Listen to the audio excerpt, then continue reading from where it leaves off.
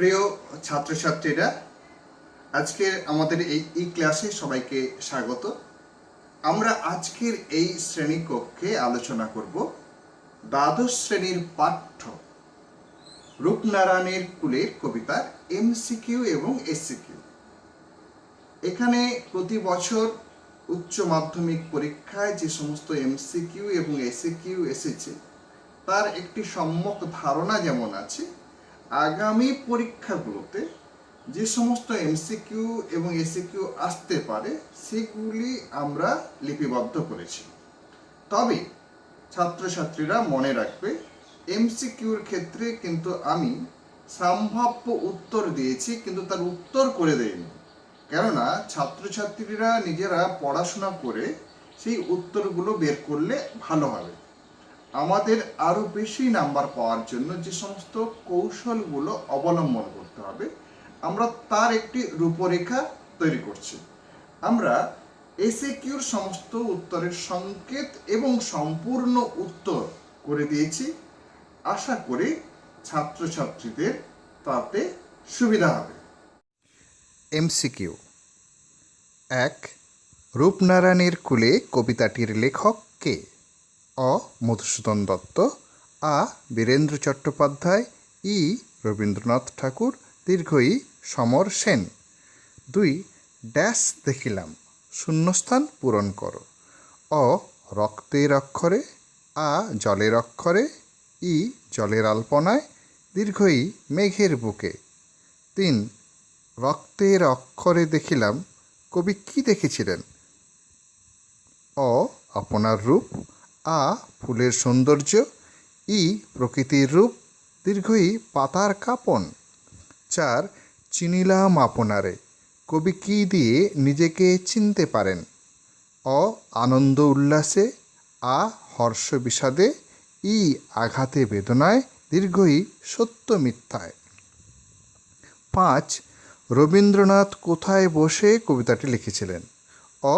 জোড়াসাঁকোতে, আ. শান্তিনিকেতনে, ই. সাজাদপুরে, দীর্ঘই শিলাইদহে। ৬. কবির মতে আমৃত্যু এ জীবন কিসের তপস্যা? অ. ঈশ্বরের, আ. প্রকৃতির, ই. দুঃখের, দীর্ঘই সত্যের। ৭.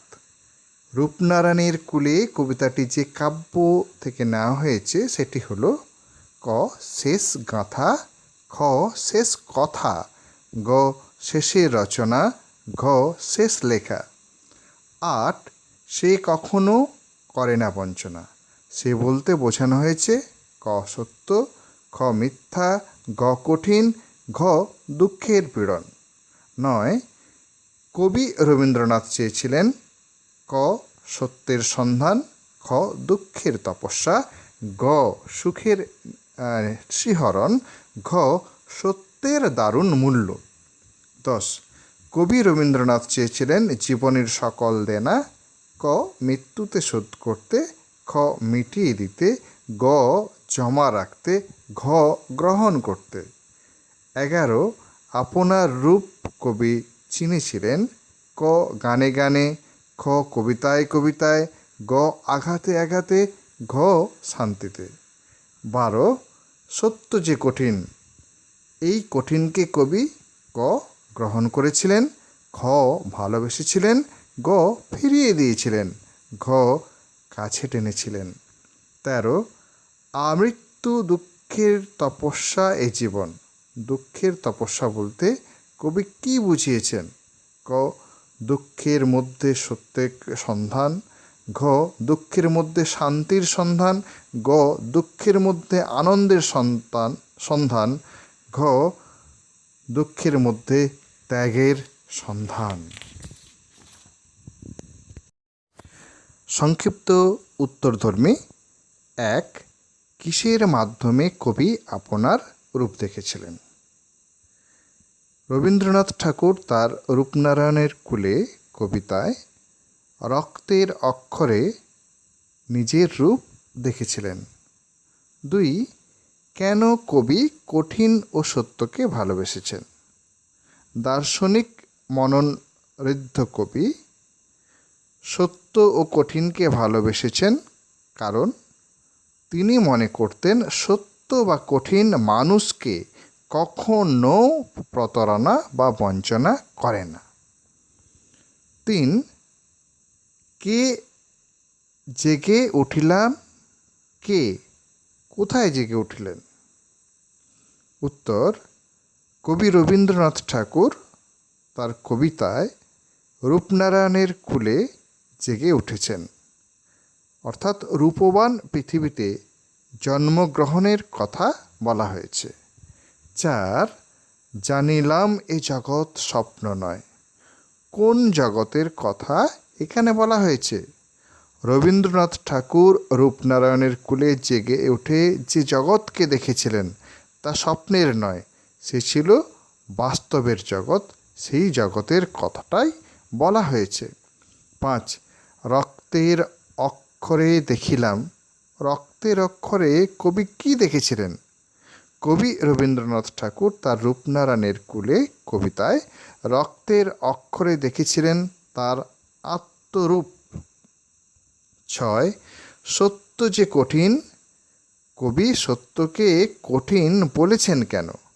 কবি রবীন্দ্রনাথ ঠাকুর সত্যকে উপলব্ধি করেছেন কঠিন আঘাত ও চরম বেদনার মধ্য দিয়ে।